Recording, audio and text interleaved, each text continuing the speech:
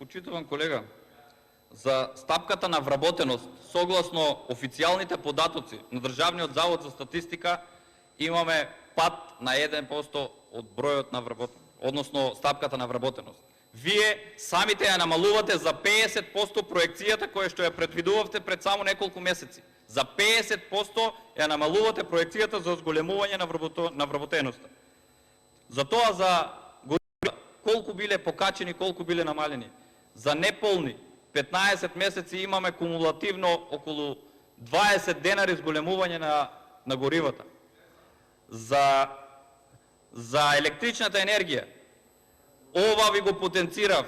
Единствено што направивте, правите перење на пари, односно го намалувате ДДВ-то за одредена година со закон кој што има одреден временски период на важење. Граѓаните во 2023 година под најдобри услови да нема покачување на електричната енергија, во ваше време кумулативно ќе имаме 30% зголемување на цената на електричната енергија.